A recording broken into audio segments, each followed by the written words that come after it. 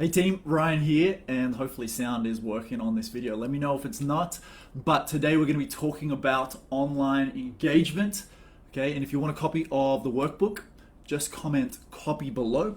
Looks a little bit like this, and the team will send it out. Just drop copy in. But if you're a coach and currently you've been struggling or frustrated with lower engagement, not the right people seeing your posts, and spending honestly too much time creating the best content, putting it out there, and getting little to no return for it, then we want to turn that around on this call, okay? So I want to help you increase your engagement, speak to the right audience with the right message, and increase your reach so you can impact more people, honestly, because what's the point in writing content and spending time on it if no one's consuming it or the right people aren't seeing it? Cool. So I'm going to talk about 4 different factors today that are maybe impacting your content or ability to reach the audience that you've grown or built. And if things are helpful, just drop them in the comments below and let me know as we go. That would be fantastic. But here's number 1. And some of these are probably going to feel a little backwards and kind of go like, right, how is that going to work for me? Or maybe I've tried that. Okay. Number 1's this. And we've been having this conversation with our clients for the last probably 3 weeks now. It's been a revolving door, having a look at different marketing online in the current marketplace, especially in the coaching market space, right? Super sophisticated. People have got an idea of what's going on. So how do you speak differently in a crowded marketplace? Here's number 1. You need to speak to their wants, not their needs, because needs won't please. All right, you need to speak to their wants and not their needs. Right, what do you mean by that? Well, here's the thing. As a coach, you've built out this epic program, the full stack. You know, if only my prospects knew what was inside my program, they would be dying to get it. Have you ever thought that before? If only they knew. Well, here's the thing. You're probably marketing to what they need once they're inside the program, okay? But here's what we know. People buy based on what they want, not what they need. That's why people buy stupid stuff all day long on the internet, okay? Because they buy what they want and not what they need. So the same goes for your coaching business.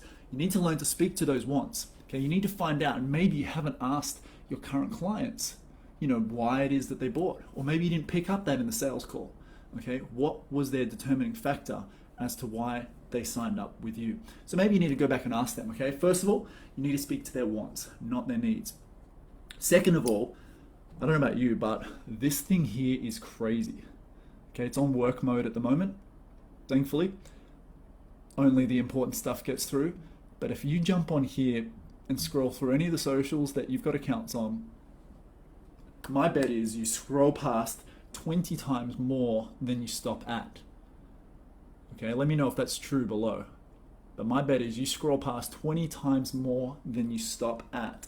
And it's no different for your audience. They're no different than you are. The way you consume media is going to be highly mirrored to the way they consume media as well. So when it comes to your audience, you have to stop the scroll. How do you do that? With a tasty hook. You need a tasty hook in no matter what content you're writing. No matter whether it's I just got married or you're talking about your business. It doesn't matter. You need to hook your audience in the first line and tie it in with an emoji. Here's why. And you might be going, Ryan, I don't use emojis. It's not my style, man. Look, I don't care if it's your style or not. I bet if I look through your text messages, you're texting your wife, your neighbor, your auntie with emojis. Use them in your content. And here's why. Studies have been done. So many studies have been done on Facebook, on Twitter, on Instagram, showing that posts that use emojis get 57% more reactions. But here's the thing, I don't care about reactions, and you shouldn't either, because when it comes to Facebook, here's what I love to say. Comments are the currency of Facebook, okay?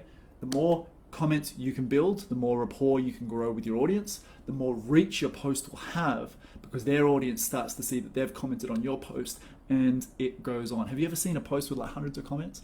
Maybe you have in this group, okay? Or from your favorite mentor, or from my profile.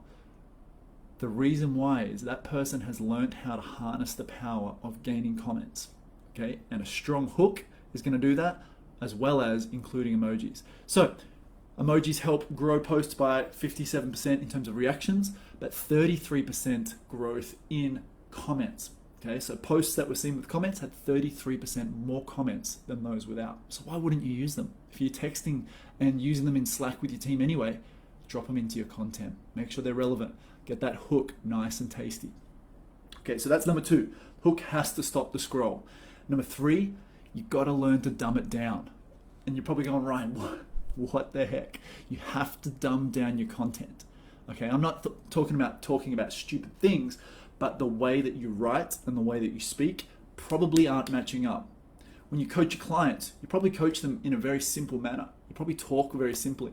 But when it comes to writing your content, you probably get a whole bunch of smarts come out and people can't understand it. So the example I love to use is Mr. DT, okay? Mr. Donald Trump himself. And I don't know where you're from or what your belief system or political system, I don't care. But whether you love or hate Donald Trump, my bet is you can understand him. Maybe not the stuff he talks about, okay, but you can understand what comes out of his mouth simply because he speaks in less than 4 syllables for most of his vocabulary, okay? Less than 4, usually 3, okay? And again, studies have been done on the way that he gives speeches, and it's simple. That's why people can understand the guy, all right? I'm not asking you to stand for the guy or with the guy or whatever, okay, but you can understand him. So when it comes to your content, you've got to dumb it down. And be gone with all the big words, because people get a big word too hard, next post, okay? My tip is to use a simple app. It's called Hemingway. Chuck it into Google. After this video, go grab one of your posts that did perform terribly, okay? Grab the copy, chuck it in there, and see what grade you are writing at currently. You need your grade to be down, okay? I'm talking like 2 or 3, 4 at max. And you're probably gonna have to do a lot of unlearning, a bit of unlearning when it comes to writing in this style when it comes to your marketing. I know I did, because school teaches us we've got to write at A+ level, okay, with a huge vocabulary and impress everyone with our words. But the simpler you write, the more effective it will be. Okay, so use that app. Okay, so we've talked about speaking to their wants, not their needs. We've spoken to how you need to stop the scroll with a hook. Okay, and emojis. 3 was dumb it down. Number 4 is this. If you're not getting motion on your posts, it's probably because there's no emotion. Okay, more studies done on Facebook show that posts that incite arguments get the most comments. Now, I'm not telling you to write posts that are argumentative or super polarizing, okay, or attacking anybody, but the single common denominator in all of those posts are that they formed and caused emotion in their readers, in their audience. So if your posts aren't getting motion, they're not getting comments, reactions, people aren't responding to your call to actions, it's probably because there's not enough emotion in it. Reading a book at the moment, and something I loved was that I think it's called Mastermind Dinners. I think that's where it came from. And the simple phrase that I took out from it was that if you don't share your struggles, people won't buy your successes. Okay, and it's so true. Gone are the days of the perfect life, the perfect body, the perfect wife. Okay, nobody wants to see someone that's on the mountaintop 100% of the time. You've got to show the valley lows as well. So maybe you're not sharing enough emotion through your posts, therefore there is no motion, okay? So out of these 4 things, super practical, speak to their wants, not their needs. Just to recap, you need to improve the way that you hook your audience in with the first line of your copy or your subject line in your email and include emojis. You need to dumb down your posts and unlearn what you've learned in school, okay? And then 4th and finally, include emotion to pick up the motion.